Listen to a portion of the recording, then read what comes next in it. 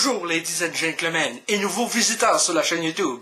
Ici Mr Flamingo et bienvenue pour cette vidéo critique du film Venom, réalisé par Ruben Fleischer. En tout cas, j'espère que je prononce son nom correctement. C'est, pour ceux qui ne savent pas, le gars qui a réalisé Zombieland en 2009, il me semble. 2009, 2008 ou 2009? Enfin bref, peu importe. Le film met en vedette Tom Hardy dans le rôle de Eddie Brock / Venom, ainsi que Michelle Williams dans le rôle de Annie Wing. Anne Wing, me semble. De la façon dont je prononce son nom de famille, on dirait que c'est un nom asiatique. Genre Wing, non, c'est Wing, me semble. Ou Ying. Oh, j'arrive pas à le prononcer correctement. Enfin bref. Ça met également dans le rôle du méchant principal, Riz Ahmed. Est-ce qu'on prononce R-I-Z comme du riz ou R-I-Z comme Riz? En tout cas, je veux dire Riz Ahmed, peu importe. Dans le rôle de Carlton Drake / Riot. Et honnêtement, j'étais sceptique avant d'aller voir le film, puisque depuis quelques jours, il y a des critiques vraiment de merde qui sortent sur ce film-là. Genre 29% d'avis positifs sur Rotten Tomatoes. Ça dit sur Wikipédia que le film a reçu majoritairement des critiques négatives. Je comprends pas. J'ai l'impression de pas avoir vu le même film. Et je sais que vous serez pas tous d'accord avec moi, parce que je sais qu'il y en a qui vont détester le film, parce que ça va pas dans l'origine story traditionnelle de Venom. Désolé pour le bruit, c'est j'ai un méchant dans la tière puis qui était à côté de moi dans le salon. Enfin bref. Ça va pas dans l'origine story classique de Venom, tu sais, avec Spider-Man tout. Ça va en histoire plus d'un. Spider-Man n'est pas dans le film. Mais honnêtement, la façon dont tout a été raconté dans le film, ça prend son temps, ça met en place toutes les choses importantes. Et c'est ça que j'apprécie venir à date dans ce film. C'est qu'ils prennent leur temps pour initier les choses et nous dire, ok, telle personne fait quoi, Eddie c'est qui, et honnêtement, j'apprécie vraiment la façon dont tout est amené dans ce film-ci. Et la réalisation, le jeu des acteurs, la relation de chaque personnage. Pour moi, c'était vraiment important.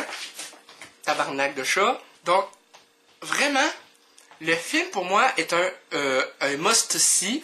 Peut-être pas au cinéma le prix plein, genre 15,50 le billet. Ça, c'était assez cher, j'avoue. Puis surtout en 3D. Mais honnêtement, le film, j'ai trouvé ça vraiment intéressant parce que, comme je l'ai dit, c'est bien setupé. Tu comprends la motivation des personnages, même si tu les trouves des fois un peu cinglés. Et la relation vraiment entre Eddie Brock et Venom, le symbiote, j'ai trouvé ça excellent. Je trouve qu'ils ont une très bonne chimie, même si les images de synthèse sont pas tout le temps au top, tu sais, parce qu'avec un budget de 100 millions de dollars, à un moment donné, tu vas comme manquer de budget pour les effets spéciaux, parce que ça peut pas être un film genre à 200 millions, ou que là, tu peux mettre plus de budget et de temps dans les effets spéciaux. Là, c'est un film à 100 millions. T'sais, tu te limites un peu dans le budget, surtout avec le gros casting, quand même avec Tom Hardy, Michelle Williams. Il y a aussi Woody Harrelson dans les scènes post-génériques. Donc, restez jusqu'à la fin. La deuxième scène post-générique, c'est pas important, c'est un teaser pour Spider-Man Into the Spider-Verse. Donc, Woody Harrelson dans Clictus Cassidy, ça c'est un plus, mais sa perruque est un peu fuckée. On dirait une perruque de clown. Genre, bonjour, c'est Bozo le clown! J'ai tourné! À part de ça, j'ai trouvé que le film avait beaucoup d'action.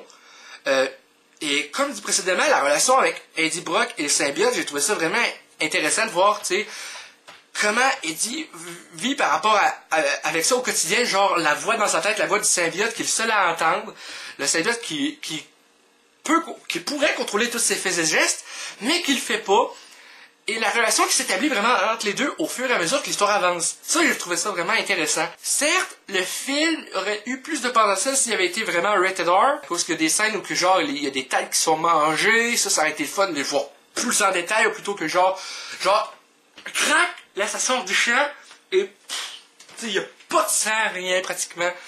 Mais sinon, tu sais, pour un film PG-13, ils ont vraiment poussé les limites de ce que ce PG-13-là peut apporter au film en tant que tel. Parce que ils sont vraiment allés au maximum, d'après moi, de ce que PG-13 pouvait permettre en termes de violence et en termes de ce qu'il pouvait montrer à l'écran.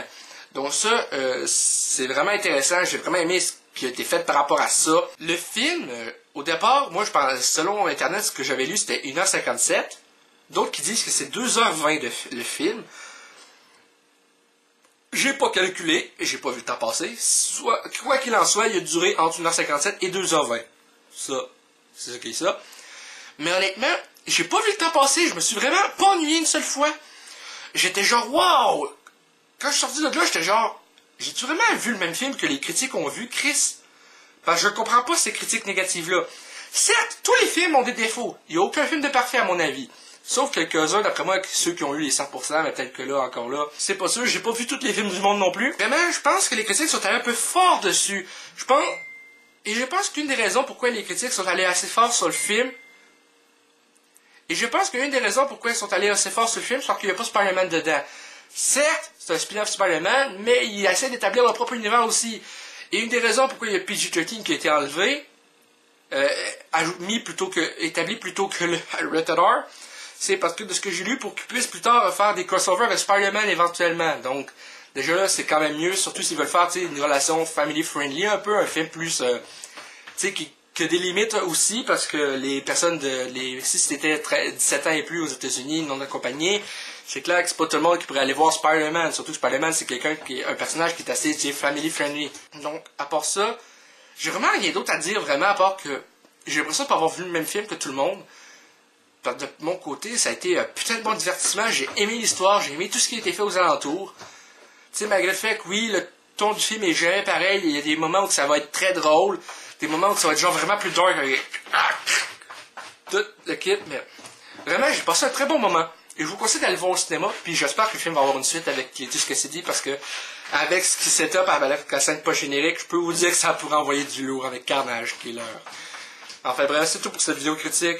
J'espère que ça vous a plu. Si c'est le cas, n'hésitez pas à me le dire dans les commentaires, à laisser un petit like, ça fait toujours plaisir, et un abonnement à ma chaîne pour de nouvelles vidéos chaque semaine, normalement.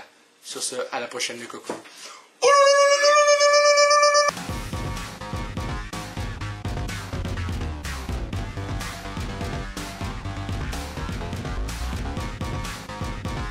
Hey le grand, c'est quoi que t'attends pour t'abonner, sacrament?